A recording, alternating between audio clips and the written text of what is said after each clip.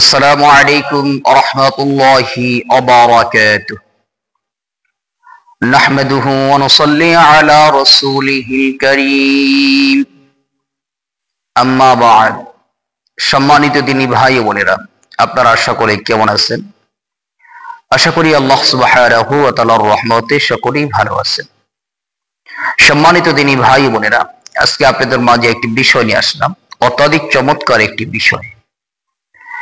বিষয়টি হইতেছে যে কোনো কঠিন রোগ থেকে মুক্তি লাভের জন্য পানি পড়ার দোয়া বা পানি পড়ার আমল অথবা পানি পড়া দেওয়ার আমল। অনেকেই এই বিষয়ে জানতে চান যে বিভিন্ন রোগ থেকে মুক্তি লাভের জন্য পানি পড়া দিতে গেলে আমরা কি কি পড়ে ফু দিব। আসলে কোরআনে কারীম এটা মুমিনদের জন্য শেফা। কেউ যদি কোরআনে কারীমকে যে কোনো আয়াত, যে কোনো সূরা পরিপূর্ণ একীদের সাথে যদি আমল করে আর যদি মনে করে এই আমলের মাধ্যমে আল্লাহ তাআলা আমাকে শেফা দান করবে, অবশ্যই কোরআন তার জন্য শেফা হবে।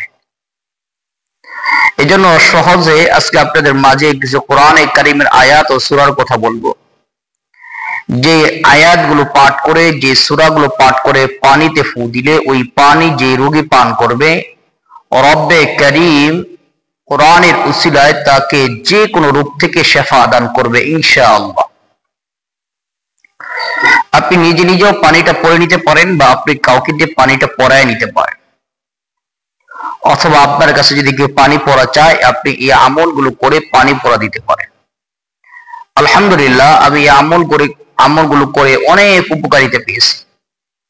কাজেই আপনাদের মাঝে আমলগুলো এই জন্যই আমি আজকে আলোচনা করব, যাতে আপনারাও এই আয়াতের উপরে আমল করে, এই আমলগুলো করে যেন আপনারাও উপকৃত হন।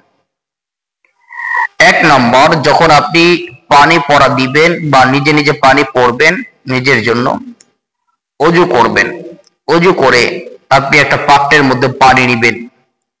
পানি নেওয়ার পরে কয়েকবার ইস্তিগফার পাঠ করবেন, আস্তাগফিরুল্লাহ অথবা আস্তাগফিরুল্লাহ আল্লাযী লা ইলাহা ইল্লা হুয়াল হাইয়ুল কাইয়্যুম ওয়া আতুবু ইলাইহি লা হাওলা ওয়া লা কুওয়াতা ইল্লা বিল্লাহিল আলিয়্যিল আযীম। কয়েকবার দুরূদ ইব্রাহিম পাঠ করবেন 11 বার। দুরূদ ইব্রাহিম হইতেছে নামাজের মধ্যে আমরা যে দুরূদ শরীফ পড়ে থাকি, اللهم صل على محمد وعلى آل محمد كما صليت على إبراهيم وعلى آل إبراهيم إنك حميد مجيد اللهم بارك على محمد وعلى آل محمد كما باركت على إبراهيم وعلى آل إبراهيم ইন্নাকা হামিদুম মাজিদ। এই দুরূদ ইব্রাহিমটি পাঠ করবেন 11 বার। ওই যে পানিটা রাখছেন ওই পানির মধ্যে প্রথমে ফু দিবেন। এরপর আউযু বিল্লাহি বিসমিল্লাহ শহীদ সূরাতুল ফাতিহা পাঠ করবেন 7 বার। সূরাতুল ফাতিহা পাঠ করবেন 7 বার, পানির মধ্যে ফু দিবেন।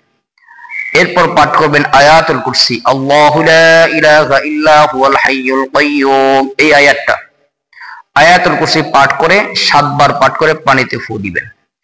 এরপর যদি আপনি পারেন সূরা ইয়াসিন একবার তেলাওয়াত করবেন, পানির মধ্যে ফু দিবেন। যদি সূরা ইয়াসিন পড়তে না পারেন সমস্যা নাই। এরপর কি করবেন? এরপর সূরা কাফিরুন 7 বার পাঠ করবেন, পানির মধ্যে ফু দিবেন। সূরা ইখলাস 7 বার পাঠ করবেন, পানির মধ্যে ফু দিবেন। সূরা ফালাক 7 বার পাঠ করবেন, পানির মধ্যে ফু দিবেন। সূরা নাস 7 বার পাঠ করবেন, পানির মধ্যে ফু দিবেন। শেষ। এরপর আপনি আল্লাহ পাকের একটি গুণবাচক নাম, ইয়া রহমানু ইয়া রহিম, ইয়া রহমানু ইয়া রহিম, ইয়া রহমানু ইয়া রহিম 100 বার এভাবে পাঠ করবেন, পানির মধ্যে ফু দিবেন। এরপরে ইয়া যাল জালালি ওয়াল ইকরাম, ইয়া যাল জালালি ওয়াল ইকরাম, ইয়া যাল জালালি ওয়াল ইকরাম। 100 বার পাঠ করবেন, পানির মধ্যে ফু দিবেন। এরপর কোরআনে কারিমের একটি আয়াতের অংশ, وَنُنَزِّلُ مِنَ الْقُرْآنِ مَا هُوَ شِفَاءٌ وَرَحْمَةٌ لِّلْمُؤْمِنِينَ وَنُنَزِّلُ مِنَ الْقُرْآنِ مَا هُوَ شِفَاءٌ وَرَحْمَةٌ لِّلْمُؤْمِنِينَ وَنُنَزِّلُ مِنَ الْقُرْآنِ مَا هُوَ شِفَاءٌ وَرَحْمَةٌ لِّلْمُؤْمِنِينَ।